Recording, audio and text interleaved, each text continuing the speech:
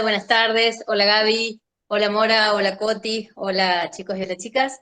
Bueno, con todo placer voy a presentar brevemente a Mora Matassi, quien es licenciada en Comunicación por la Universidad de San Andrés, magíster en Tecnología, Innovación y Educación por la Universidad de Harvard, magíster en Medios, Tecnología y Sociedad por la Universidad de Northwestern y actualmente es candidata doctoral en esa misma universidad. Mora investiga en la intersección entre comunicación mediadas por pantallas y cultura digital. Es coordinadora del Center for Latinx Digital Media en la Universidad de Northwestern y ha sido asistente de investigación en el MIT y coordinadora del Centro de Estudios sobre Medios y Sociedad en Argentina. Sus trabajos han aparecido en varias revistas académicas como New Media and Society, Journal of Computer Mediated Communication y Social Media Plus Society. Actualmente está trabajando en el manuscrito del libro Social Media Study, Comparative Perspective, junto a Pablo Bukowski. Mora ha sido columnista para CNN Radio Argentina y ha coproducido y co-conducido con la revista Anfibia el podcast La Enredadera, sobre tecnologías del self-tracking. Ha recibido becas de instituciones como Fulbright, el Ministerio de Educación de la Nación y la Escuela de Educación de Harvard. Gracias, Mora. Antes de darle la palabra a Mora, quiero también contextualizar nuestra hermosa relación, porque el año pasado, muchas de las personas que están aquí quizás ya la conocen, hicimos un experimento con nuestros alumnos de ofrecerles un artículo que Mora escribió en la revista Anfibia ya hace un montón de años, varios años, digamos, pero sigue siendo súper actual. El artículo se llama Me clavó un visto, y nosotros a los estudiantes les pedimos que continuaran esa historia, ¿no? Y bueno, y eso lo llevamos a Instagram, donde estábamos haciendo nuestros primeros pasitos, y de pronto aparece Mora contactándose con nosotros para preguntarnos cómo había sido la experiencia. Y bueno, y a partir de este encuentro de las redes, y su generosidad, la invitamos el año pasado al seminario, y este año quisimos compartirlo con todos los estudiantes que tenemos, porque aunque algunos seguramente están del año pasado, lo que Mora va a contarnos es diferente, digamos, hay mucho para hablar de estos temas, entonces, bueno, no queremos perdernos la oportunidad de volver a tenerla. Y por supuesto que Mora aceptó inmediatamente nuestra invitación. Así que bueno, muchas gracias, Mora, y bueno, no sé cómo tenés, la idea era un tiempo en que vos nos compartas algunas cuestiones que estás trabajando. Nosotros tenemos como material de trabajo en la cátedra tu podcast. Esta película es 85% para vos, y entonces los estudiantes van a trabajar estos conceptos que están en este podcast tuyo. Así que me parece súper interesante que además de trabajar en ese podcast puedan escucharte. Una vez que vos termines, los estudiantes pueden ir poniendo comentarios, preguntas en el chat, pero también después alguno, el que desee, va a levantar el micrófono y a hacer sus comentarios. La idea es aprovecharte al máximo en una hora y bueno, que se genere un intercambio lo más rico posible. Así que bueno, muchas gracias. Genial, excelente. Muchísimas gracias, Gabriela, Eugenia, también por la presentación. Estoy súper contenta de estar de nuevo acá en esta cátedra y de compartir con ustedes algunas ideas, en este caso sobre particularmente algoritmos y construcción de subjetividad, así es como llamamos a la clase con Gabriela. Voy a compartirles mi pantalla de una manera en la que nunca lo hice antes, porque nunca usé Meet y compartí pantalla.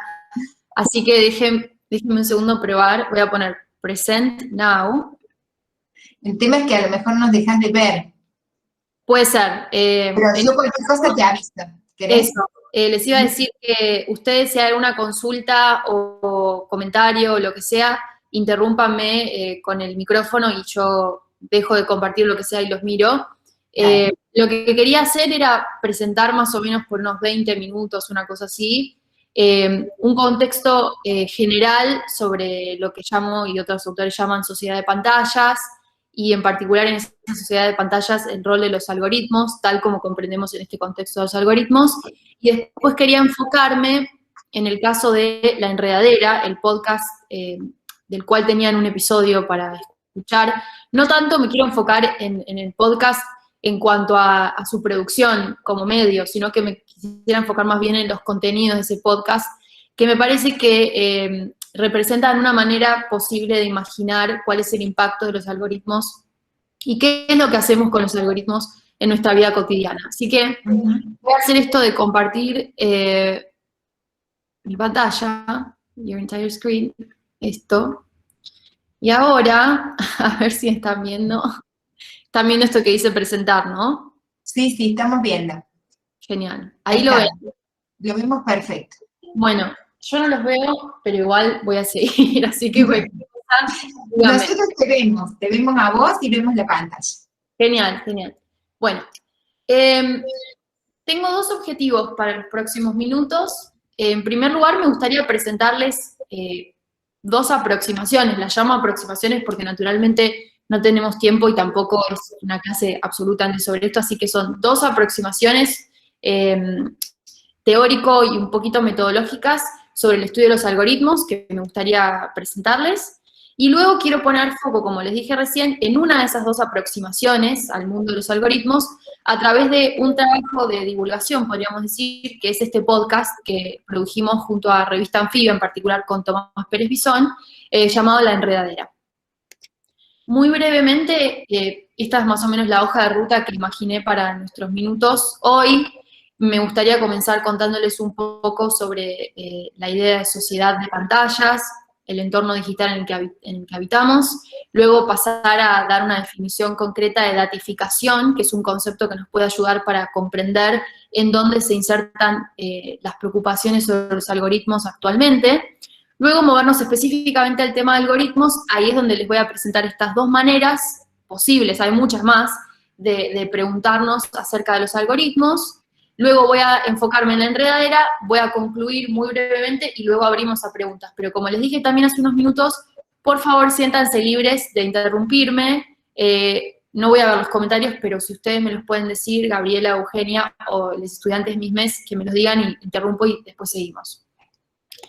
También, antes de comenzar, les quería dejar 2 recursos bibliográficos que por ahí van en línea con lo que decía Gabriela cuando llegué de intentar utilizar otras herramientas que no necesariamente tengan que tener contextos, tengan que ver contextos. Este sí igual, este primer recurso bibliográfico es todo de textos, pero es básicamente una lista súper curada. Lamentablemente está solo en inglés, me parece, de manera que ahí hay una limitación, pero ojalá que en algún momento se traduzca. Es una serie de recursos bibliográficos curados por investigadoras e investigadores de la división de investigación de Microsoft, en particular un grupo que se llama Social Media Collective, que se encarga de estudiar temas vinculados con redes sociales y tecnologías de la comunicación más ampliamente.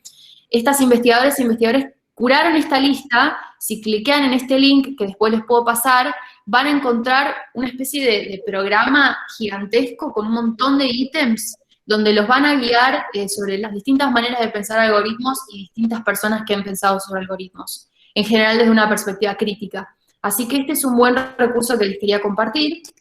Y luego esto les quería comentar que hace muy poco Netflix publicó en su plataforma una película, en realidad es un documental, está en inglés, llamado Coded Bias, que podríamos traducir como sesgo codificado, que es interesante, me parece que es una manera posible de adentrarse en el mundo de las miradas críticas sobre los algoritmos y sobre conversaciones que están, cada vez creciendo más en el mundo de la academia, pero también en el mundo de las políticas públicas. Así que este documental se los recomiendo, el nuevo Coded Bias, está en Netflix actualmente, ha recibido premios y está circulando un montón en la comunidad académica que se encarga de estos temas, así que es algo que les recomendaría. Habiendo dicho eso, estas 2 recomendaciones de recursos bibliográficos, quería, dar este concepto de sociedad de pantallas, que es, con lo que siempre me gusta empezar cuando presento los temas de los que investigo, porque es un concepto holístico en algún punto, que nos habla sobre esta tendencia contemporánea a habitar cada vez más aspectos de nuestras vidas en entornos conectados, en general a través de pantallas que están conectadas e interconectadas. Naturalmente esto opera como metáfora, como aspiración incluso, que podemos criticar, como metáfora porque no es perfecta, no quiero decir con sociedad de pantallas que absolutamente todas las sociedades estén conectadas con pantallas o que tengan conectividad móvil, para nada. De hecho, hay una gran literatura, que es la literatura de la brecha digital, que se encarga de demostrar las diferencias y las desigualdades estructurales en cuanto a la conectividad. También hay una literatura muy reciente que a mí me importa mucho, que es la que tiene que ver con la desconexión digital voluntaria, es decir, la decisión de uno de decir, yo no quiero estar conectado en este momento al teléfono o a una red social, etcétera. Digamos, más allá de esas dos excepciones, que no son excepciones, sino que son algo importante, pero esas dos coexistencias con esta sociedad de pantallas, la sociedad de pantallas es igualmente un concepto que nos guía para entender esta proliferación de dispositivos conectados en los cuales gestionamos cada vez más aspectos de nuestras vidas. De hecho, en un libro muy reciente, que no sé si incluso no está publicado, se está por publicar la editorial del MIT, de los profesores Pablo Boczkowski y Eugenia Milchestein, que son en algún punto mis mentores, son mis mentores, de hecho, no en algún punto, escribieron un libro que se llama, bueno, está en inglés, pero tiene que ver con el entorno digital, y ahí desarrollan justamente la idea de qué pasa cuando gran parte de nuestras vidas se vive en estos entornos, cuáles son todos los aspectos que volcamos allí y con qué consecuencias políticas, sociales, económicas es que lo hacemos. A mí me interesa bastante en mi investigación pensar específicamente en el dispositivo del teléfono, como un dispositivo móvil, imaginado como conectado, donde, por ejemplo, gran parte del tiempo se utiliza en las redes sociales. Con estos investigadores que les mencionaba, Pablo Boczkowski y Eugenia Milchestein, hace un tiempo ya venimos trabajando con la idea de que las redes sociales no deberían ser consideradas tanto objetos que se usan, sino como entornos en los que se vive. Literalmente donde construimos nuestras biografías, nos vinculamos con nosotros, nos informamos, realizamos trámites. Naturalmente todo esto se exponenció con la llegada de la pandemia del coronavirus, ¿no? Por ejemplo, WhatsApp, que es la red en la que más me he enfocado hasta ahora, se ha convertido casi en una institución diaria en la vida argentina y más sobre todo con la pandemia. Uno puede llegar a tener una consulta médica desde WhatsApp, puede intercambiar recetas médicas también ahí, puede vincularse con grupos de madres y padres con relación a las clases, puede trabajar, puede estudiar, bueno, socializar, tener citas, bueno, muchísimos aspectos de nuestras vidas decidimos que pasen por esos entornos que son las redes. Y todo esto, como les digo, colabora con esta idea metafórica de que vivimos en una sociedad de pantallas. Ahora, quiero ir específicamente a un aspecto de esa sociedad de pantallas, que es la que nos va a poner más a tono con la pregunta por los algoritmos. En concreto, quiero presentarles el concepto de datificación, una definición posible que ha dado una investigadora llamada José van Dijk, en 2014, lo define como la transformación de la acción social en datos online cuantificados, permitiendo su traqueo en tiempo real y análisis predictivo. Es una definición que tiene bastantes componentes, esta de datificación, y se me ocurrió, mientras estaba haciendo esta presentación, darles un ejemplo muy concreto que tiene que ver con las citas, las apps de citas, ¿ok? Por ejemplo, Tinder. Entonces, en Tinder se refleja muy concretamente esta tendencia hacia la datificación. ¿Por qué? Porque hay una acción social, o podríamos llamarlo un ritual social, que tiene que ver con conocer a un entorno, elegir una persona y que esa persona le elija a uno para tener una cita, por ejemplo, o para interactuar eventualmente con la búsqueda de un vínculo afectivo o sexoafectivo. Esa es una acción social que al entrar en la app se cuantifica a partir de una serie de datos digamos, personales que la app cuantifica y que permiten que se genere una conexión con otro usuario de esa red. Entonces, por ejemplo, existen porcentajes de compatibilidad que la propia app predice y sugiere para modificar las trayectorias de las personas en la app, ¿no? Esto es un poco lo que hablamos en Enredadera en ese episodio que ustedes escucharon, después voy a hablar específicamente de esto. Pero quiero decir, en una app como Tinder hay un ritual social que se datifica al ingresar por esta plataforma. El perfil del usuario se transforma en un perfil cuantificable, donde, por ejemplo, se cuantifican los gustos, se cuantifican las preferencias de las personas, etc. Y luego la propia plataforma genera predicciones en tiempo real y sugerencias que probablemente moldeen en parte la acción de la persona en última instancia. Es un ejemplo muy concreto sobre esta tendencia a la datificación, que podemos observar en muchos aspectos de la vida actualmente. Es en este contexto que podemos ahora empezar a entender los algoritmos. ¿Qué son los algoritmos? ¿Por qué se habla tanto de los algoritmos actualmente? ¿Y qué implicancia pueden llegar a tener en la vida cotidiana? En general, en los últimos años, diría yo, no sé, en los últimos 5 años, se habla mucho, por ejemplo, de los algoritmos de plataformas que son las que dominan el mercado digital. Entonces, por ejemplo, si pensamos en Google, se piensa en el algoritmo que motoriza al motor, o sea, el algoritmo que maneja al motor de búsqueda, por ejemplo. Esta famosa idea de que si yo busco algo, el resultado que Google me dé no va a ser el mismo que el que está encontrando otra persona, porque Google es en última instancia una empresa de tecnología que rastrea mis movimientos en esa aplicación, en esa plataforma, que hace un perfil de mí como consumidora y que me ofrece cosas en base a ese perfil que imagina y también en base a el input de las marcas que ponen dinero en ese espacio, ¿no? Entonces, mi perfil, digamos, lo que a mí me dé el motor de búsqueda no va a ser el mismo que el que le dé a otra persona. También tenemos la idea de los ads, digamos, las publicidades pagas en redes como Instagram, que están ultra sofisticadas, digamos que, de nuevo, a partir de todos los movimientos que se recopilan en esa plataforma, terminan produciendo una publicidad muy targeteada para la persona que la consume.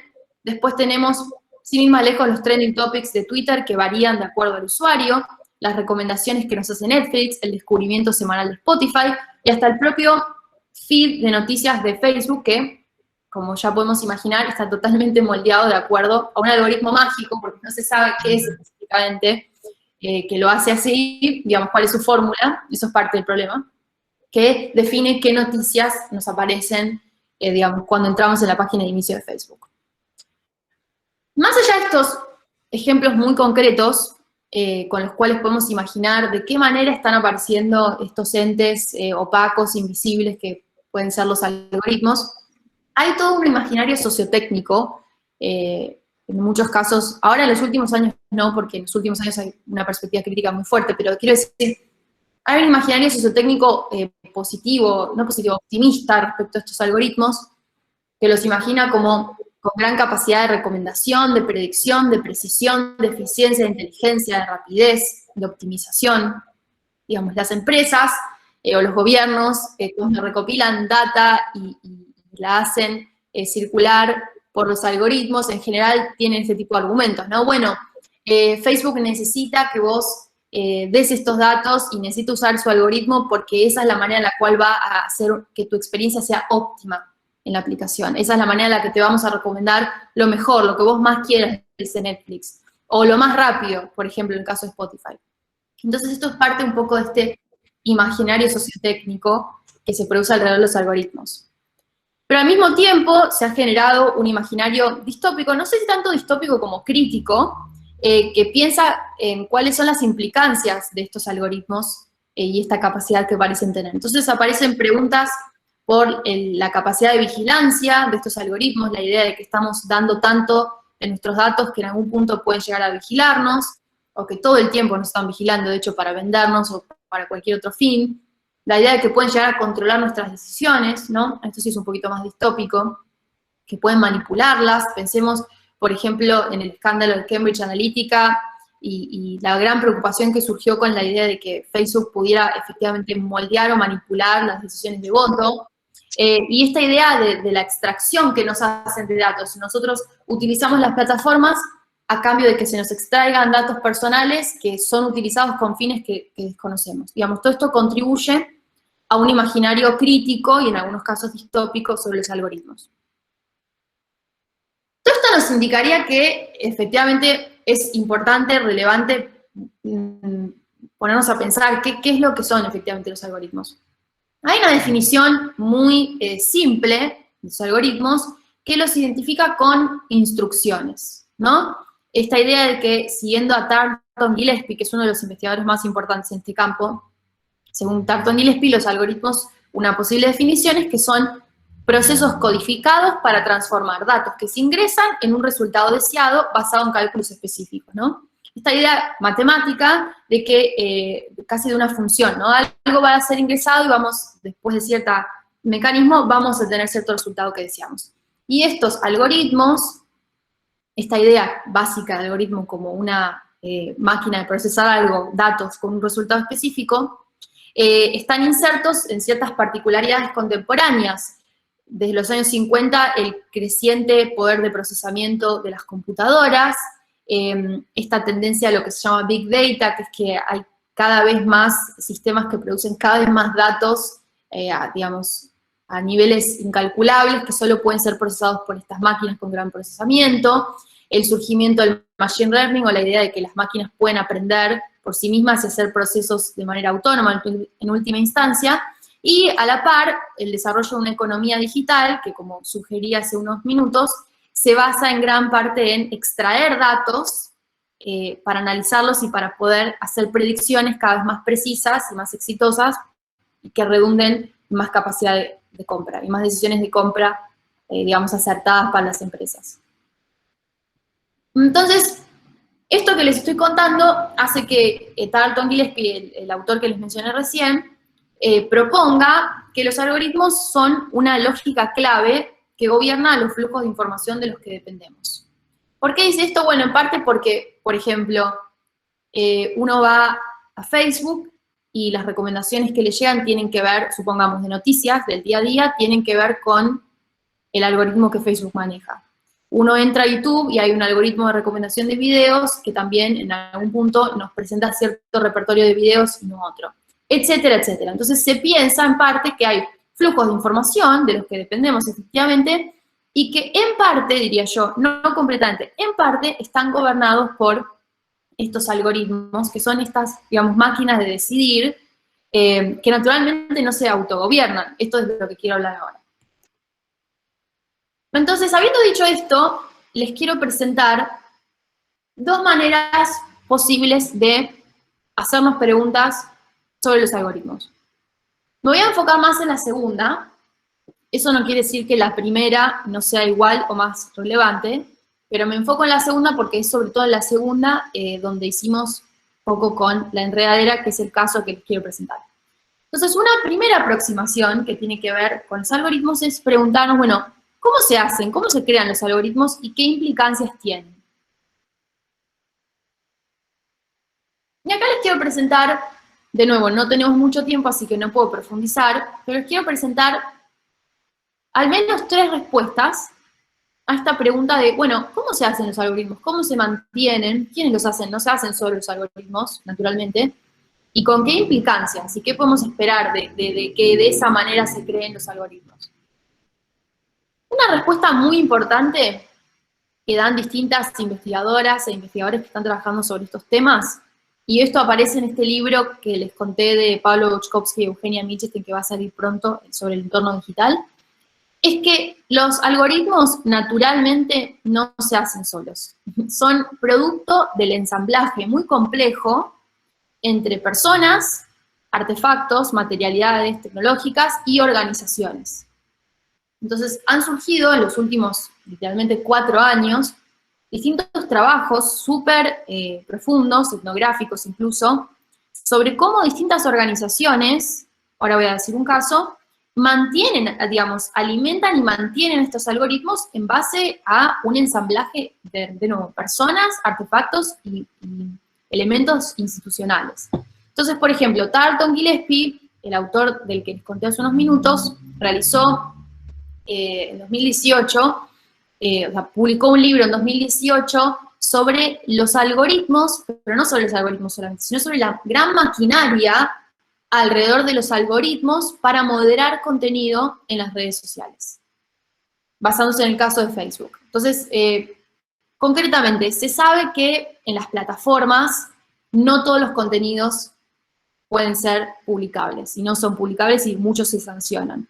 De hecho, según Tarleton Gillespie, esa es la gran característica de las redes sociales, que moderan sus contenidos. Ese es su gran servicio, dice este autor, es que moderan los contenidos. No hay, digamos, no serían las redes que conocemos si no hubiera una constante moderación de los contenidos que allí vemos.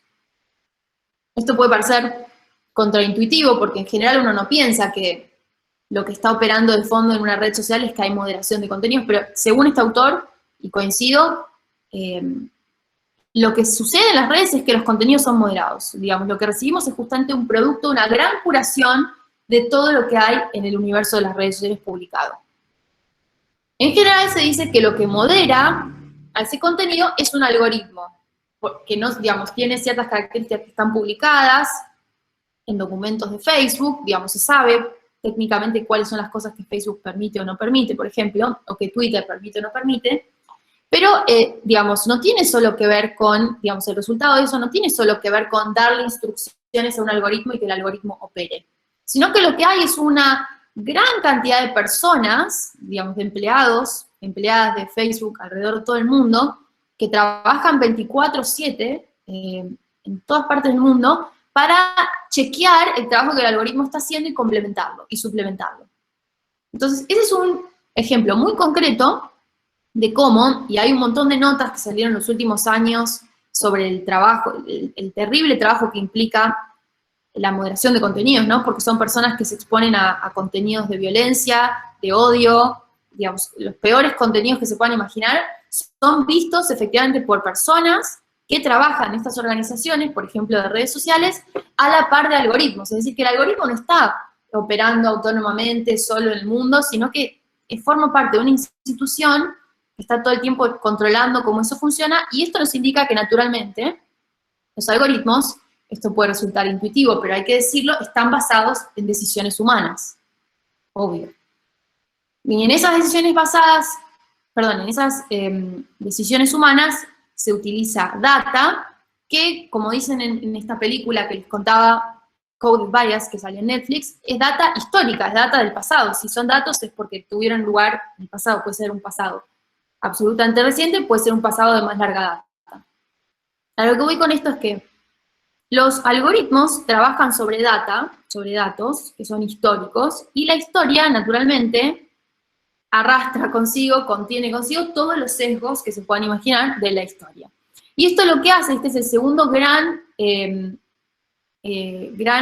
insight sobre el funcionamiento de los algoritmos, lo que hace es reproducir sesgos, y hay mucho trabajo reciente sobre esto súper interesante e importante, sesgos en muchas variables. Por ejemplo, sesgos raciales y étnicos. Por ejemplo, sesgos de género. Por ejemplo, sesgos socioeconómicos. Esta película que les cuento, Coded Bias, comienza con la historia de un estudiante del MIT que desarrolla una tecnología de reconocimiento facial y se da cuenta rápidamente que esa tecnología de reconocimiento facial discrimina sistemáticamente a las personas con la piel más oscura. Entonces ahí hay un caso muy concreto de un algoritmo que, entre comillas, operando solo, no es así, tiende a reproducir los sesgos de la sociedad en la cual se inserta. Lo mismo respecto a sesgos de género o de sesgos socioeconómicos. Hay un trabajo también de una autora llamada Virginia Eubanks en Estados Unidos que demuestra los grandes sesgos socioeconómicos que existen en los algoritmos, por ejemplo, que determinan si una persona en Estados Unidos puede recibir un crédito hipotecario o no, por ejemplo. Entonces, segundo gran insight sobre los algoritmos es que están basados en data, están basados en historia y reproducen sesgos. De manera tal que hay que proponer, digamos, maneras de evitar que esos sesgos, o de reducir o de moldear, los sesgos siempre van a estar, de definir qué sesgos van a estar y qué sesgos no van a estar. Finalmente, tercer insight que surge de esta pregunta sobre cómo se hacen los algoritmos y con qué implicancias, es esta idea de la lógica extractivista con la cual operan muchos algoritmos. Nick Couldry y Ulises Mejías, dos autores, publicaron en 2019 un libro llamado Colonialismo de Datos, que recomiendo, donde proponen hacer una propuesta teórica muy importante, por la cual la lógica extractivista de datos que reina al funcionamiento de muchos algoritmos nos reenvía, según estos autores, a el colonialismo de épocas pasadas. La idea de que se extrae la mayor cantidad de data posible de personas para lucrar con esa data, digamos, y eventualmente colonizar a esas personas cuya data se está utilizando. Es una mirada súper crítica, muy evocativa. Me parece interesante que la miren si tienen tiempo, porque me parece que funciona para explicar muchas de las cosas que sentimos cuando nos manejamos en plataformas conectadas y cuando, por ejemplo, vemos que nuestros datos son usados de una manera o de otra. Pero no quiero decir eso que acabo de decir sobre el final sin referirme a la segunda aproximación que les quiero proponer sobre pensar los algoritmos, que tiene que ver con qué hacen las personas con los algoritmos. Cuando digo qué hacen las personas me refiero a la vida cotidiana, a, digamos, lo ordinario, no lo extraordinario. No un grupo de personas, por ejemplo, que se organiza acción colectiva para pedir más regulación sobre un algoritmo específico en una plataforma. No, me refiero a qué hacen las personas literalmente su encuentro más mundano, más cotidiano con estos algoritmos. Porque en algún punto las preguntas que hicimos anteriormente son bastante a nivel macro, ¿no? Pero hay una cosa muy micro que tiene que ver con, bueno, ¿de qué manera las personas lo interpretan, lo imaginan, se vinculan con estos algoritmos? ¿Son tangibles los algoritmos? Porque todo lo que les vengo diciendo es que básicamente es una idea matemática, como de funciones, que aparece como muy abstracta, ¿no? Pero justamente en los últimos años aparecieron distintos autores que hacen esfuerzos por tratar de entender cómo las personas materializan la idea de algoritmo y qué pasa cuando las personas materializan esa idea de algoritmo. Y a esto es a donde quiero llegar, porque efectivamente con la enredadera tratamos de hacer un poco de esto, ¿no? Pensar concretamente qué pasa en el día a día, en el encuentro con cierto tipo de algoritmos, no todos, ahora voy a decir cuáles, en el día a día. 3 ideas, 3 insights, hay muchos más, les digo estos nomás, así ya pasamos a la enredadera, sobre qué hacen las personas con los algoritmos. Una idea muy interesante viene de una investigadora llamada Taina Bucher, que escribió un libro después entero sobre el algoritmo de Facebook, del newsfeed. Plantea que, lejos de ser intangibles los algoritmos, como podría llegar a pensarse, los usuarios y las usuarias construyen imaginarios de los algoritmos como cosas muy reales y como teniendo una materialidad. Entonces esta autora tiene un paper que salió en 2017, donde describe todas distintas instancias de encuentro, en muchos casos sorpresivo. Me imagino que se puede ocurrir alguna idea.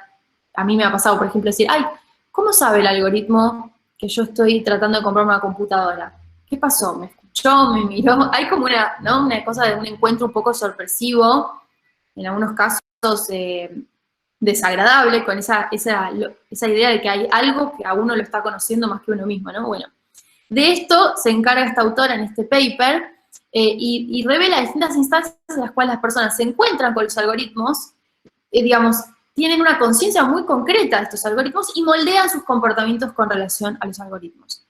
Entonces, por ejemplo, en muchos casos, yo voy a dar un ejemplo. En mi teléfono a veces no uso el buscador de Google, uso otro buscador que no registra todas las búsquedas que hago, porque, digamos, en mi computadora sí tengo el buscador de Google porque me interesa la rapidez que me ofrece que estén traqueando mi data, en el teléfono no. Entonces, eso es un ejemplo muy concreto de cómo yo moldeo un comportamiento porque tengo una imaginación. No importa si es exactamente, si se condice con la materialidad específica de ese algoritmo, pero es mi imaginación que termina moldeando mi actitud respecto del algoritmo. Un segundo punto, y si les interesa este tema, les recomiendo mucho un video de Ignacio Siles, que es un investigador de la Universidad de Costa Rica. Ignacio hizo una presentación en el ciclo de seminarios que tenemos en el centro que yo coordino, que se llama Center for Latinx Digital Media, después les puedo pasar el dato. Ignacio hizo una presentación muy buena sobre distintos algoritmos de Spotify, TikTok, me parece que TikTok y Netflix, y lo grabamos todo en un video, está en inglés, por ahora no tiene subtítulos, y lo pueden encontrar en nuestro canal de YouTube. Después se los voy a pasar porque es todo sobre el tema de domesticación mutua. ¿A qué me refiero con domesticación mutua entre usuarios y algoritmos? Bueno, esta es una idea que Ignacio adapta para el caso del vínculo entre los algoritmos y las personas, porque justamente encuentra, con relación a lo que dice Bucher antes, que hay un proceso muy bilateral entre las personas y los algoritmos, donde, por ejemplo, y esto va a aparecer ahora en la enredadera, como les voy a contar, por ejemplo, una persona puede darse cuenta de que el algoritmo de Netflix no le está dando las recomendaciones que quiere, entonces modifica sus hábitos de búsqueda para que Netflix sepa más o sepa menos. Digamos, y Netflix, en ese caso, el algoritmo de Netflix se readapta a esas nuevas actividades que la persona está dejando como rastros en la aplicación. Entonces hay un montón de procesos que implican resistencia, adaptación mutua, incluso afecto, ahora voy a hablar de esto, que hablan de una domesticación mutua. Los algoritmos domestican en algún punto, este es un concepto que viene de la teoría de la domesticación en comunicación, domestican hasta cierto punto el comportamiento de los usuarios, pero los usuarios domestican también, digamos, al mismo tiempo al algoritmo a conveniencia propia. Entonces hay una cosa mutua ahí muy interesante. Y por último, esto es un trabajo que es este trabajo que les quería decir que está en este video, también de Ignacio Siles, que demuestra relaciones de afecto y no necesariamente negativos con los algoritmos, sino en muchos casos positivos. Entonces, por ejemplo, Ignacio encuentra en su trabajo sobre los algoritmos de Spotify y las relaciones con los algoritmos de Spotify, que en algunos casos las personas se sienten acompañadas, en buen sentido, por las listas que Spotify crea para sí mismas, ¿no? Entonces hay algo ahí como un afecto positivo, que por ahí no es tan intuitivo para cierta literatura, pero que aparece, que me parece que es interesante explorar. Habiendo dicho esto, y por favor interrúmpanme si tienen alguna pregunta, quiero presentar el caso de La Enredadera, porque La Enredadera es un podcast que hicimos con Tomás Pérez Bisón para Anfibia Podcast, junto a Gaba de Bonis, que editó el audio, y Chulo Rauch, que hizo los diseños, que son divinos. Nosotros lo que queríamos entender era cuáles son los vínculos con los algoritmos de determinado tipo de tecnologías, no de todas, y ahora les voy a decir de cuáles. Estamos específicamente interesados en las tecnologías de lo que se llama autocuantificación. Recuerdan que al principio de la presentación yo les hablé del término datificación, que habla de esta tendencia de que distintos rituales sociales o acciones sociales se transformen en data que es cuantificable y rastreable y predecible, etc. Bueno, esto está muy vinculado con el concepto de autocuantificación, que se refiere a una tendencia contemporánea hacia el consumo de tecnologías que proveen data sobre los propios movimientos con el objetivo de optimizar los propios movimientos. ¿A qué me refiero con esto? Cuando una persona, por ejemplo, usa en el teléfono una aplicación para contar la cantidad de pasos que hace en un día, está utilizando esa aplicación, para que esa aplicación funcione, le tiene que dar data, por ejemplo, llevar el teléfono con uno mismo, para que el teléfono pueda rastrear efectivamente cuánto camino, y el celular promete, o la aplicación promete, a cambio, dar data cuantificable, que muestre tendencias estadísticas a lo largo del tiempo, para que yo, supuestamente, mejore mi performance con arreglo a, no sé, mi idea de ser más sana, más saludable, de caminar más, de correr más, etc. Entonces yo le doy data a mi teléfono, por ejemplo, y mi teléfono me dice, dame esta data, y yo te voy a devolver lo que vos hiciste, y te voy a mostrar lo que vos hiciste todos estos días, a lo largo del tiempo, y cuando vos veas y yo vea, o sea, ambas partes veamos cuánto hiciste, vamos a poder definir qué es lo que tenés que hacer o qué es lo que te falta hacer para que mejores en esto que quieres mejorar. Entonces, es una idea que por ahí parece un trabalenguas, pero es muy visible en un montón de tecnologías que nos rodean, que presentan esta tendencia de la autocuantificación y que ahora les voy a presentar. En general, la literatura sobre la autocuantificación, que incluso trabaja sobre el movimiento social del yo cuantificado, que repito, es esta confianza extrema en la data que proviene de las tecnologías que nos traquean en nuestros movimientos diarios. En general, la literatura sobre este tema se enfoca en todo lo que tiene que ver con el cuerpo y con la salud. Cuando hicimos La Enredadera con Tomás Pérez Bisón, quisimos abrir un poco más el paraguas y pensar más allá de la salud específicamente, en distintos aspectos de la vida, donde hay todavía dinámicas de autocuantificación, y ahí es donde van a aparecer distintos temas que hablé hasta ahora de los algoritmos. Entonces, les voy a mostrar algunos ejemplos de los trabajos que hicimos, pero ya quiero ir terminando, porque ya falta muy poco, ¿no? Gabriela, falta poco, ¿no? ¿Hola? Tenés el micrófono apagado. Gaby, está muteada. Perdón. Decía que vos extendete y terminás la presentación, pues yo creo que estamos todos súper enganchados con lo que nos estás trayendo. Genial, pero digamos, el Sí. corte es 5:30, ¿no? Sí. Nosotros estamos hasta las 6. Así que si vos te podés quedar un rato más, bueno, intercambiamos después. Listo. Sí, Igual- para que sepas, Mora, todo el mundo te está siguiendo muy atento, por eso no hay preguntas, no hay interrupciones, porque estamos todos muy concentrados en lo que nos estás compartiendo, así que seguí tranquila. Genial, cuando dijeron igual tenés el micrófono muteado, pensé que me lo estaban diciendo a mí y fue tipo, no lo puedo creer. O sea, pensé No. que... Claro, entonces vos no nos estás viendo, yo me silencié hace un ratito, pero era yo la música. Genial. No, escuchamos bárbaro. Bárbaro, bueno, voy a seguir.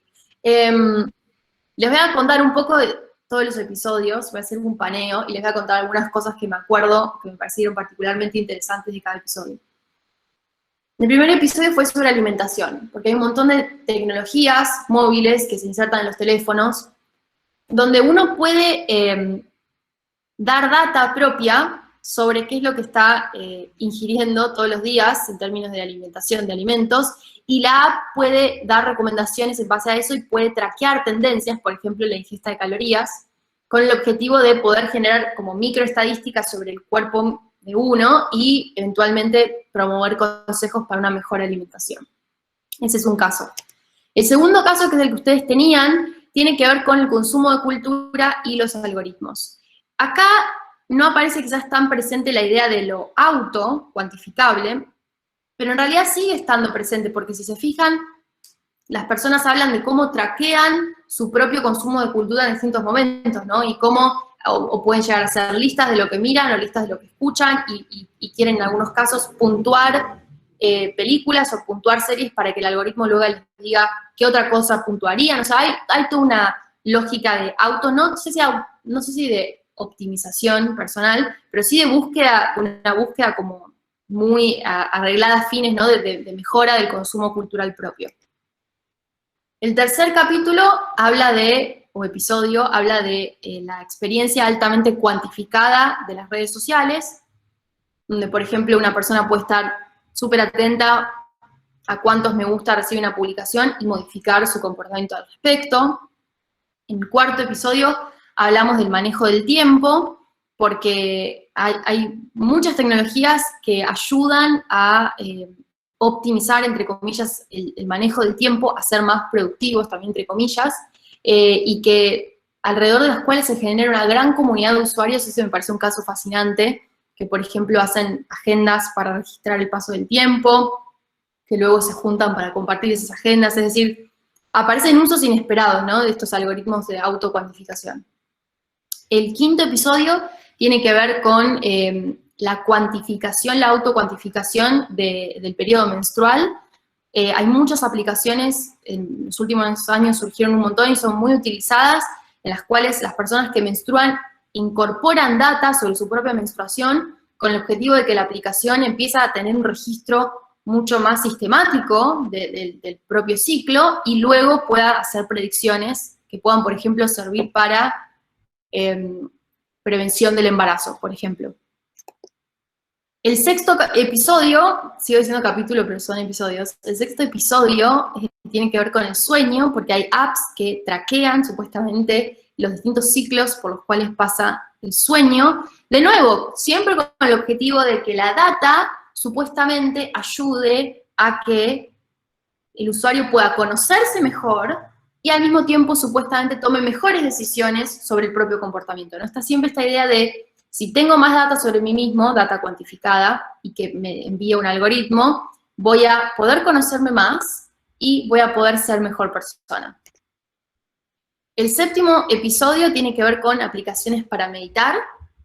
Es un episodio también para mí fascinante, donde, por ejemplo, hay personas que nos cuentan que empiezan a usar sistemáticamente aplicaciones donde tienen distintas metas, de nuevo, todas cuantificables, primero pasar 5 minutos, después 10 minutos, etcétera, o pasar 10 minutos comiendo sin pensar en nada. Es decir, hay un montón de metas cuantificables que nos reenvían al mundo de la meditación.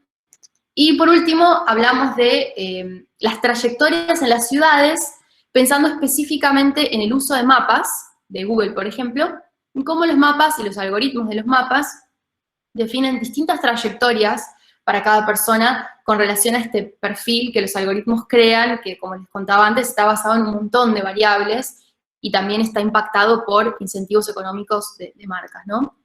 Entonces, nada, en realidad tengo muchas ideas sobre estos distintos capítulos que me parece que a lo que apuntan es a que en el nivel micro cotidiano hay un montón de usos, si se quiere, inesperados sobre la relación con estos algoritmos. Entonces, por ejemplo, en el capítulo que ustedes tienen para escuchar, si no me equivoco, hay una persona que dice que a veces piensa que el algoritmo de Netflix es un poco tonto o no funciona muy bien porque no lee lo que ella, digamos, no le da tanta información, ella dice algo así como, le doy mucha información y ni siquiera me dice lo que a mí me gusta, o sea, como hay una cosa ahí un poco de te estoy dando tanta información, decime lo que quiero ver, no falles, ¿no? Después, nada, como les decía, en este tema del manejo del tiempo, por ejemplo, un montón de comunidades que alrededor de estas tecnologías de autocuantificación se juntan para tener rituales significativos, totalmente sociales, que no están atados al uso del tiempo. Entonces, por ejemplo, una entrevistada nos contaba que hay toda una comunidad de personas que se juntan cuando cierra un mes para hablar de cómo usaron su tiempo en ese mes y juntarse y compartir ese momento. Es decir, hay toda una serie de usos, si se quiere, lúdicos o no esperados o contraintuitivos o de cierta resistencia que configuran este panorama de estos algoritmos, estas tecnologías de autocuantificación, como vimos en la enredadera. Entonces, simplemente para concluir, decirles que hay este es un campo que está creciendo muchísimo, hay muchas aproximaciones al estudio de los algoritmos, yo solo presenté 2, pero me parece que hay muchísimo espacio, no solamente para hacerse preguntas teóricas y mirar otros horizontes metodológicos, sino también para tener un impacto en las tecnologías que se crean actualmente. Así que nada, me parece que esta es una manera posible de empezar.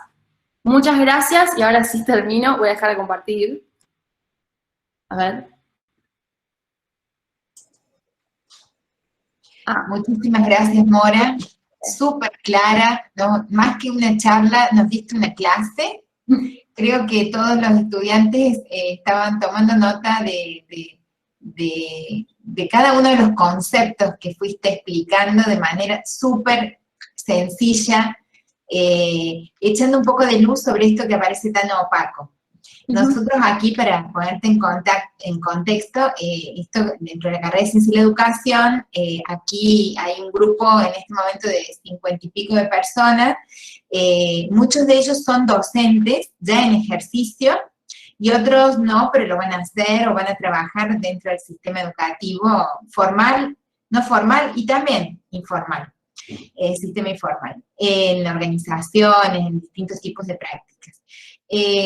Así que bueno, yo le voy a dar la palabra a ellos, que veo varias manitas levantadas, así podemos. No sé, bueno, primero a Sofi o a Santiago. A Sofi, a Sofi. Dale, vamos, bueno, Sofi. Bien, yo quiero decir, o sea, más que una pregunta, es como algo para tirar al debate y que pensemos entre todos. Uno de los primeros conceptos que desarrollaste, que fue el de entorno digital, yo pude escuchar el podcast antes de venir, así que estaba con mi nota del podcast, con mi nota de lo que ibas diciendo, y esta idea de entorno me llevó a algo que estábamos viendo en la unidad 1 de esta, que nos presentaron en esta cátedra, porque lo quiero llevar un poco a la educación en sí, y quiero pensar cómo nos afecta todo esto que nos presentaste a nuestras prácticas educativas. Y, por ejemplo, en un texto de Terrigi se habla de esta migración hacia la virtualidad, que en realidad al final lo define como una migración hacia los hogares, pero me quedo con esto de migrar a otro contexto. Y creo que la categoría de entorno digital nos sirve un poco para pensar que nuestras prácticas educativas no van a ser las mismas porque las reglas de este entorno no son las mismas a las del entorno del aula. Y con eso también lo quería relacionar un poco a algo que se dice en el podcast que me quedó zumbando en la cabeza, cuando hay una parte en que se dice que la ritualización, digamos, del consumo, sí, bueno, voy a decir consumo, perdón, de esos momentos en los que uno se conectaba con la cultura, digamos, en los que uno se ponía a escuchar música, se ponía a ver una película, ahora estamos tan rodeados de ese contenido cultural que la ritualización se llevó a los momentos de silencio, de no estar viendo ninguna pantalla y todo eso. Y pensaba en esta idea de que ahora saltamos de meet en meet, de Zoom en Zoom, y que nosotros como estudiantes y quienes llevan sus prácticas educativas, pensaba si no estamos también llenándoles de sonido, de imágenes todo el tiempo, y que tengan que ritualizar este espacio de recreo, de decir, uy, hoy no tengo, por ejemplo, para mí son los jueves yo no tengo ninguna clase, y es mi momento de ritual de decir, no tengo que estar, o sea, sí, con la pantalla leyendo, haciendo otras cosas, pero por lo menos no estando en el Meet con los auriculares puestos y etcétera. Bueno, así un montón de ideas para tirar para que lo sigamos pensando. La verdad, buenísimas tus dos ideas, Sofía. Estoy pensando en las dos. A mí el concepto de entorno me gusta mucho. De nuevo, los autores son Pablo Bochkovsky y Eugenia Milchestein, y ese libro trabaja en un punto, me parece, de la educación. Me parece súper interesante porque, como les decía antes, es holístico y nos permite pensar en todas nuestras experiencias con las tecnologías de la comunicación y de la información de una manera que las interrelaciona y que las pone en comunicación entre sí, porque si no parece como si tuviéramos una fragmentación de las experiencias con nuestras tecnologías, que son cada vez más experiencias y que no tuvieran ninguna conexión, pero en algún punto forman parte de este entorno, de este contexto, que forma una especie de todo donde habitamos efectivamente. Y en ese sentido, la educación, que es interesante lo que es que en realidad la virtualización ahora en este contexto implica una vuelta hacia el hogar, ¿no? Es interesante eso, nunca lo había pensado. Pero sí, naturalmente, la educación, digamos, que es parte de uno de los aspectos centrales de la vida, también se inserta dentro de esa idea de entorno, ¿no? Otra cosa que se me ha ocurrido, no tiene mucho que ver con lo que estás diciendo, pero se me ocurrió, es que justamente en este libro, en un momento hablan de los usos de la realidad virtual en la educación. Y es como si la realidad virtual, que obviamente falta mucho para que se generalice, y la verdad es que tiene todavía limitaciones, pero distintas personas coinciden en que estamos en un momento clave quizás para que en los próximos años no falte mucho para que se masifique más y se utilice más sistemáticamente en la escuela o en la educación. Ellos plantean, entrevistando a un investigador de Stanford, que la realidad virtual produce otros entornos al mismo tiempo, ¿no? Y que entonces con esos otros entornos, o sea, dentro del entorno digital se generan otros entornos habilitados por la realidad virtual que abren otros mundos en los cuales se puede aprender algo del mundo no digital. La idea de que se pueda aprender a volar un avión o operar a un paciente con realidad virtual. O también ideas de otros entornos que no existen, ¿no? Y ahí se pueden abrir otros mundos. Pero me parece interesante, con relación a lo que decís del entorno y la educación, que justo hay una tecnología particular y usos de esa tecnología que además abren otro entorno, y eso me parece súper copado. Y después, respecto a lo que decís de la ritualización del silencio, eso lo dice Claudio Bensecri, que es un sociólogo súper interesante, que está en Northwestern University, también es como uno, yo lo considero mi mentor, también es un capo. Es muy interesante la idea de que haya tanta saturación de contenidos, que en realidad es una sensación que se ha vivido a lo largo de distintas épocas, ¿no? De la historia, la idea de que ahora es demasiado lo que estamos viendo, ahora es demasiado para leer, demasiado para mirar. Pero bueno, ahora nosotros estamos en una época del mundo en la que también sentimos, hay demasiado. Y entonces la idea de que haya tanto y gratis y accesible y rápidamente accesible en determinadas condiciones de conectividad, naturalmente hace que, perdón, en un contexto de proliferación de algoritmos que todo el tiempo buscan maneras de seducirnos para que escuchemos eso, miremos eso, consumamos eso, es cierto que el silencio aparece ahí como un entorno privilegiado de encuentro, ¿no? Personal. Me pregunto, en ese sentido, si, digamos, la experiencia de tener una clase en la pantalla es vivida de parte del estudiante como el consumo de un contenido cultural. Esa es una pregunta para hacerse. En ese sentido quizás podemos encontrar una variación, y en realidad por ahí cierto momento de encuentro con uno mismo tiene que ver con estar en una pantalla con otros en una clase. En ese sentido, y acá termino, también me gusta mucho lo que dice Claudio, sobre que el algoritmo te puede decir un montón de cosas, ¿no? Pero por ahí si no estás mirándolo al mismo tiempo con otras personas, te perdés la conversación. Y eso me parece súper interesante, porque es como, puede haber un montón de cosas que la tecnología te diga, pero en última instancia lo que te interesa, o algo que te moviliza mucho, es poder estar en una reunión y charlar con una persona de la serie que miraste. Porque te importa hablar con el otro sobre eso, ¿no? Bueno, listo, me callo, así que no sé. Le damos la palabra a Santi, a Santiago. No, bueno, agradezco, la verdad que quedé muy flasheado con la presentación, tenía ahí algunas preguntas, pero mientras estoy escuchando se me fueron respondiendo, pero me suena como interesante esto, me cuesta hacer el enganche, que va un poco lo que decía Sofi, cómo entendiéndonos como educadores, como futuros educadores, cómo trabajar en ese entorno o en esa cultura, porque ahí es como, yo pienso en todo eso de los algoritmos, pienso todo en esa data que se está moviendo permanentemente y es como si te sacaras una foto, cuando decís globalización, sacas una foto de eso y es eso. Y me la tiro la pregunta porque no es como que la tengo una opinión, pero cómo se puede trabajar en eso siendo educadores, qué opinión o qué posicionamiento se puede tener. Ahí recién tirabas una pista de esto, de por ejemplo, el fomentar momentos de encuentros, momentos de charla, momentos de silencio, momentos de que se pueda más, que no sea tanto un recurso más para consumir, como decía Sofi, sino más bien un momento de encuentro. Quizás puede ir por ahí, pero bueno, la tiro también a la pregunta. Muchas gracias, Santiago. También me parece que una manera que se está proponiendo en esa intersección entre los estudios de la comunicación y los estudios de la educación es la alfabetización digital, ¿no?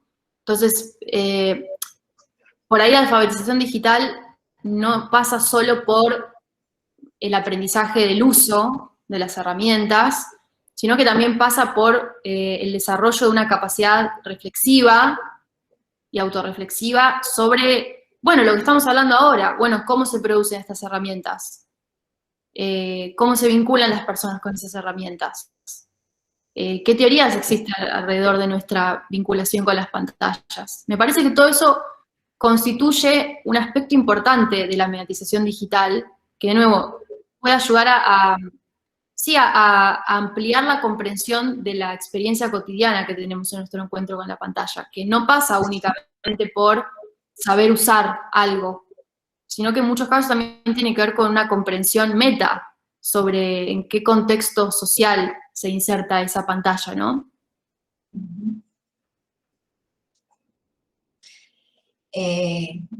Sigo moderando y le doy la palabra a Juan Pablo.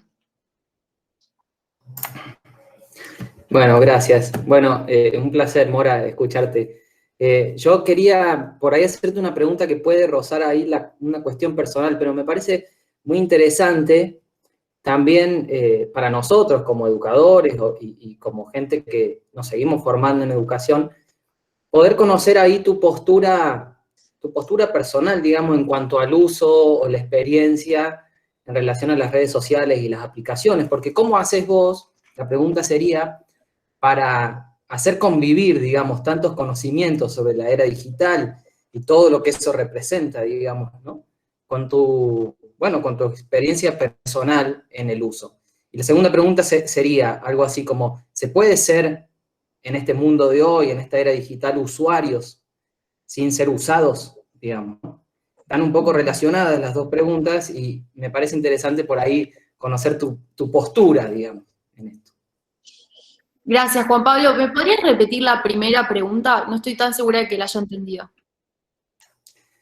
Bueno, no, te decía de cómo haces para lograr una convivencia entre tus conocimientos, entre todo lo que sabés, ¿no?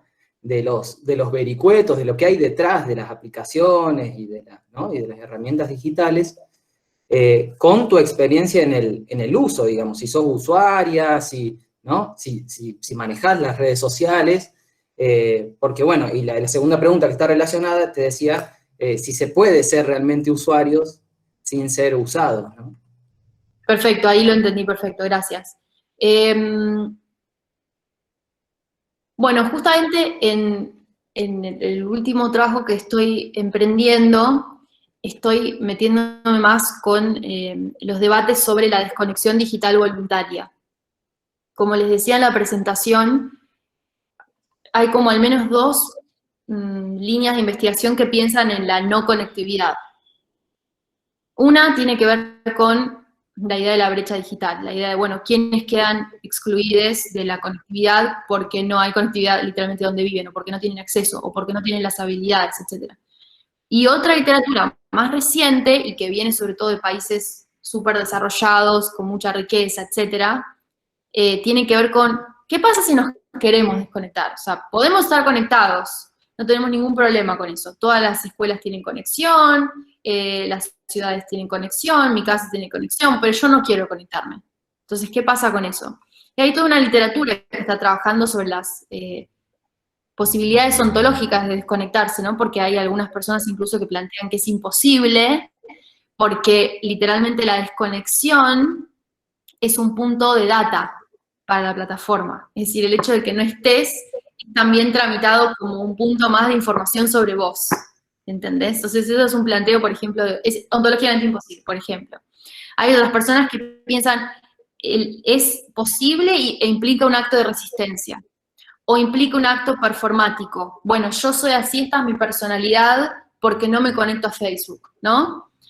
También hay mucho pensado sobre la idea de que los esfuerzos de desconexión son temporales.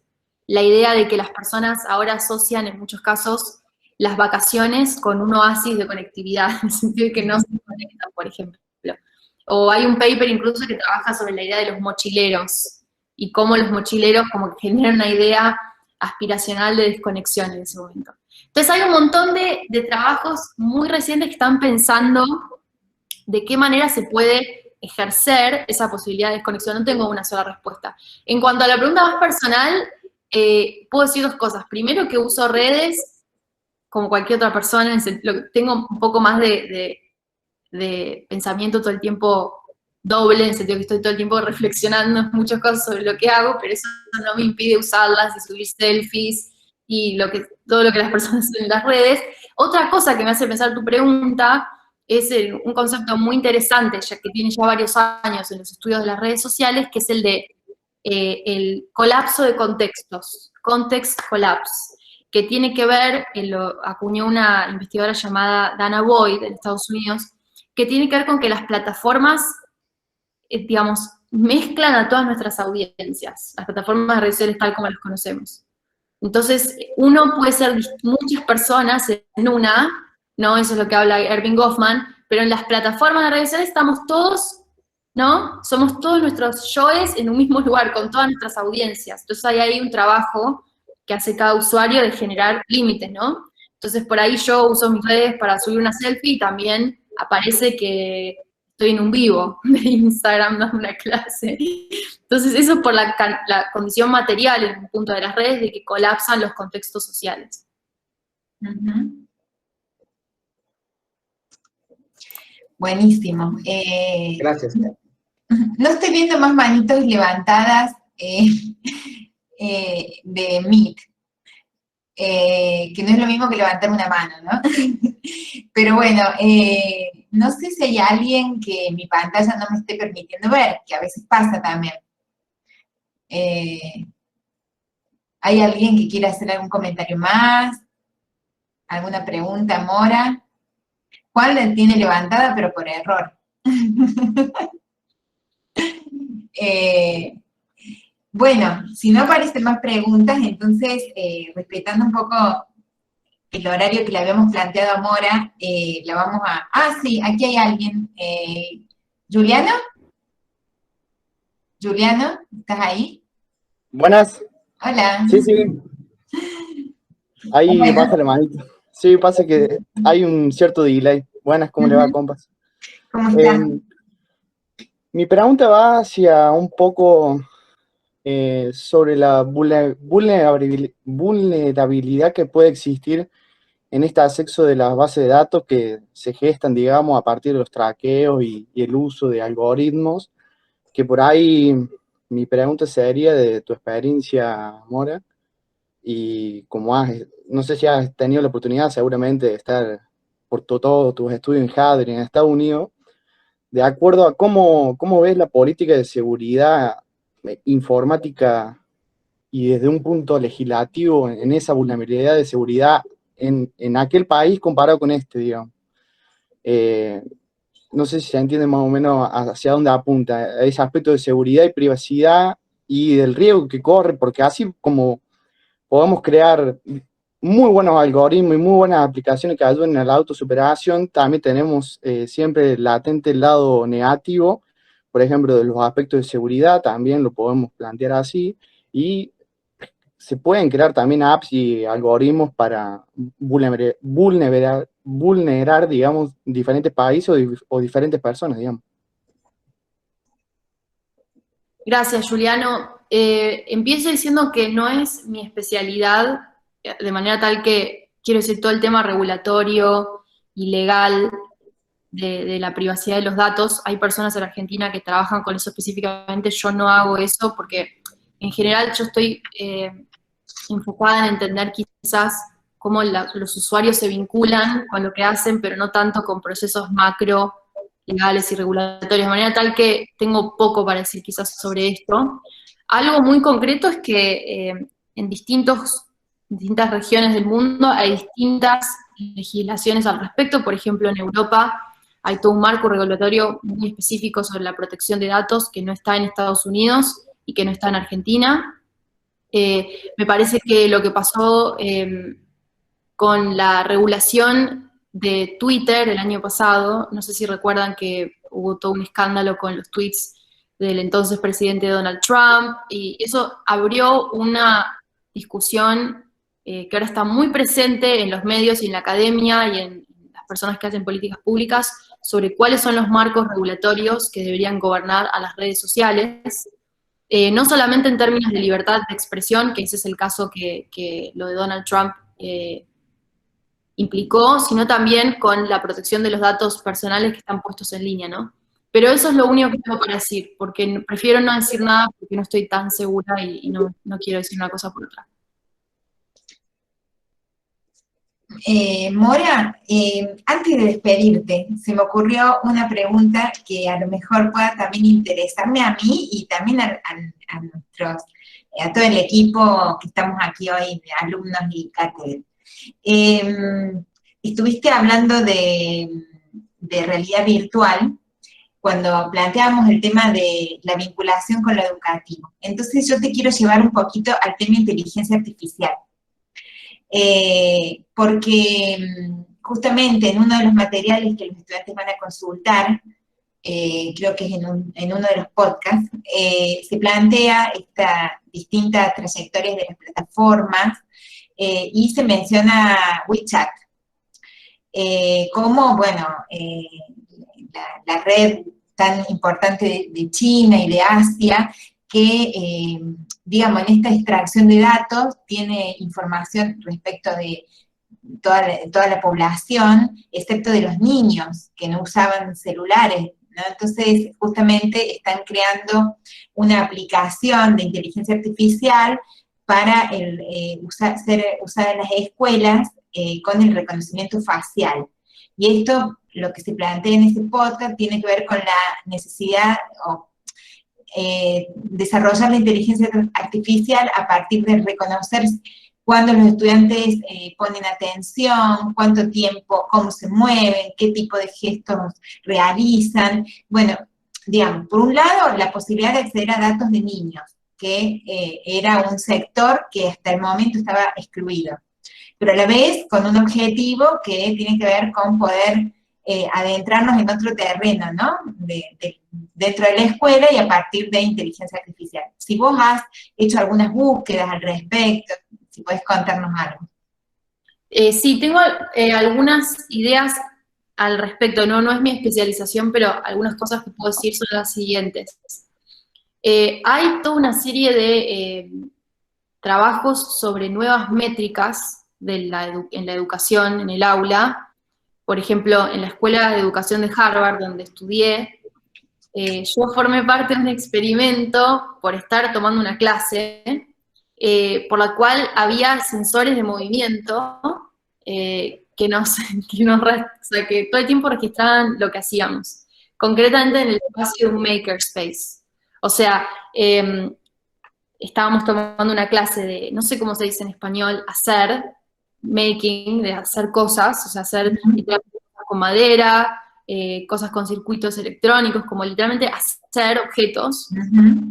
Y en esa clase de hacer objetos, cuando estábamos en el laboratorio, en el taller, para hacer objetos, sabíamos todos, habíamos dado nuestro consentimiento, que había sensores de movimiento que luego iban a ser analizados por el profesor de la clase que estaba escribiendo un trabajo al respecto. Uno podía decir que no, ¿no? Y la data de uno no se iba a usar. Pero igual existían. Entonces eso me generó una conciencia de, yo no me especialicé en eso, tenía compañeros que sí lo hacían, me di cuenta que hay toda una serie de métricas súper sofisticadas que tienen que ver con los movimientos del cuerpo, y como decís vos, quizás hasta con que reconozcan facialmente, expresiones, etcétera, que van todas por el lado de la cuantificación, que es lo que decía en presentación.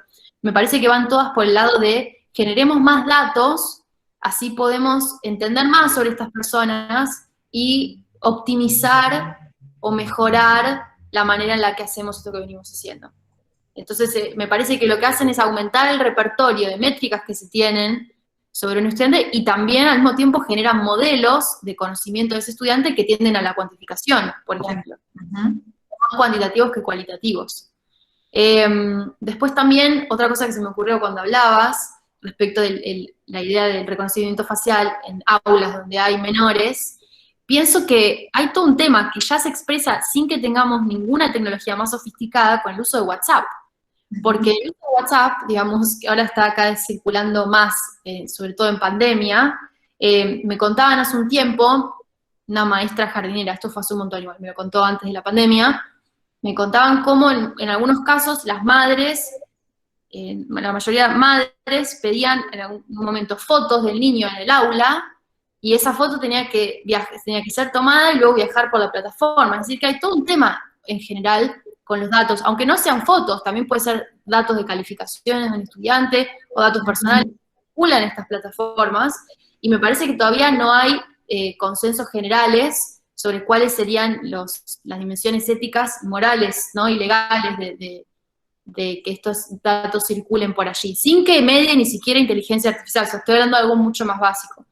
Pero bueno, eso, sí. La última, digamos, en esta misma línea, una de las cosas que, bueno, que cada vez se conoce más, aunque no lo suficiente, tiene que ver con todas esas huellas que van quedando en las plataformas educativas, y se habla de analíticas de aprendizaje. Entonces, ¿vos tenés algún recorrido en esa línea?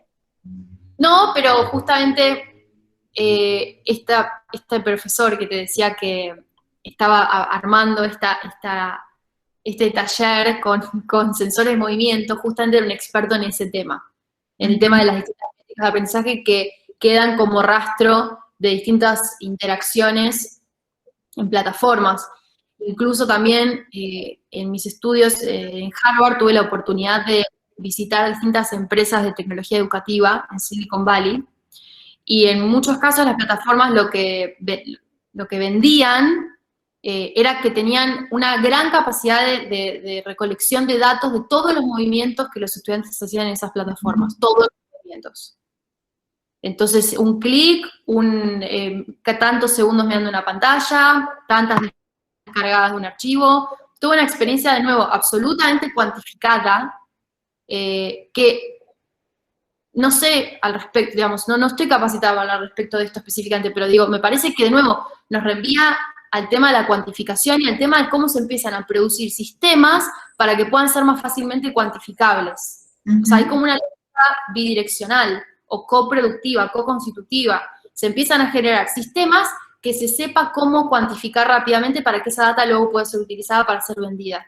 Entonces, claro, me parece súper interesante que llegar a este punto de la charla, porque es el punto que une a lo estrictamente educativo, ¿no? O sea, nosotros como pedagogos estamos muy acostumbrados a pensar en la construcción de datos cualitativos. Y sin decir que eso no es importante, al contrario, bueno, justamente para problematizar y para discutir todos estos datos cuantitativos en los que hoy se traducen los actos de enseñanza y aprendizaje, ¿no? Porque si hay algo que las analíticas todavía no han mostrado es esa capacidad de predicción con la cual se anunciaron, o sea, hay una serie digamos, se producen los datos están, pero esos datos no son, ¿para quién son usables, no? Esos datos, porque por esta misma opacidad de la que vos hablabas en la charla, que hace que esos datos, bueno, hoy por hoy son una ilusión de visualizar ciertas problemáticas, pero que en realidad solo algún par de expertos pueden interpretar, ¿no? Sí, que incluso aunque puedan ser interpretados, en muchos casos se ha visto que son experimentos totalmente fallidos. Por ejemplo, no sé, para predecir cómo le va a ir a un estudiante en un test y por ahí terminan produciendo resultados que no son adecuados siquiera. Es decir, claro, inclusive en algún punto hubo experimentos que planteaban esta cuestión del semáforo, ¿no? Identificar a los estudiantes en verde si eran buenos y cumplían con todo, en amarillo o en rojo. Bueno, ahí hay toda una discusión muy profunda acerca de qué es lo que esos datos están diciendo en realidad, ¿no? Pero, sí, absolutamente, y cómo se construyen, y bueno, todo lo que venimos hablando me parece que se inserta totalmente con lo que está diciendo. Sí, tal cual. Bueno, Mora, te vamos a saludar y agradecer muchísimo. Me parece que no queda nadie levantando la manito. Acá en el chat hay un montón de comentarios agradeciendo la charla y creo que valorando el aporte que nos has hecho. La verdad que tu planteo ha sido, no hemos conversado mucho acerca de lo que vos tenías que traernos aquí, salvo el título, pero ha sido súper oportuno y pertinente para abrir a los distintos temas que ellos van a ir escuchando en los podcasts. Debemos reconocer que cuando tuvimos que seleccionar un podcast de todos de esos 8 que tenés, nos costó un montón, porque todos estaban buenos, pero siempre tenemos el miedo de que los estudiantes nos reten porque les damos muchas cosas, entonces tuvimos que recortar, y nos quedamos con uno que nos parecía que era una experiencia de la cual nadie podía estar exento, ¿no? El consumo de series de televisión y de música a partir de plataformas. Entonces, bueno, seleccionamos este, pero nos costó bastante, porque todos nos parecían interesantes, ¿no? Y cada uno apuntaba a un aspecto de la vida cotidiana que seguramente nos atraviesa en algún momento. Te agradecemos, yo en nombre del equipo de cátedra, y bueno, y también está bueno que ellos te escuchen en el podcast y te conozcan. Creo que se enriquece muchísimo la escucha que van a poder tener después. Y también pienso en esto, ¿no? Como en un modo de encuentro, de diálogo, de conversación, que es este plus que decíamos que, bueno, que eso también no nos lo resuelve la plataforma sola, ¿no? A pesar de que no estamos con los cuerpos, estamos de algún modo, en nuestras pantallas hay movimiento y gestos que nos hacen sentir que estamos cerca, y hay otro modo de producir. Nosotros en la cátedra los días viernes estamos apostando a esto, ¿no? A este tipo de encuentros. Y también pensar que hay muchas voces que están estudiando estos temas que no tienen por qué cerrarse a que seamos solamente nosotros, el equipo de cátedra. La tecnología es esto, ¿no? Ventanas que se abren y las queremos aprovechar. Así que bueno. Bueno, muchísimas gracias a Gabriela, a Eugenia, a todo el equipo, a todos los estudiantes por todas las preguntas que me hicieron y nada, por estar del otro lado. Sí, como decís, me parece que justamente algo bueno, si es que hay algo bueno de toda esta que estamos viviendo, es que nada, apostamos a que nos podemos encontrar más allá de que haya distancias y en contextos adversos, y eso me parece que está buenísimo de cómo se están usando las tecnologías, que de pronto el mundo aparece como una especie de caleidoscopio y uno puede ir a distintos lugares desde su casa, como pueda, desde su dispositivo, y encontrarse con otras personas, y me parece súper valioso eso. Así que, nada, encantada. Te voy a contar un secretito. Nuestros estudiantes, ¿sabes lo que van a tener que hacer en la unidad número 2? Van a tener que hacer sus propios podcasts. Así que después te los vamos a compartir. Excelente, me encanta. No es nada, porque todavía los tienen que descubrir. Pero bueno, así vamos. Me encanta, está buenísimo el formato del podcast. Después le voy a contar a Tomás Pérez Bisón que van a hacer esto. Seguro le interesa, así que nada. Bueno, mucho gusto y bueno, muy bien. Muchas gracias por todo y hasta pronto. Ojalá que pronto nos volvamos a encontrar. Seguro. Chao, gracias. Chao, chao.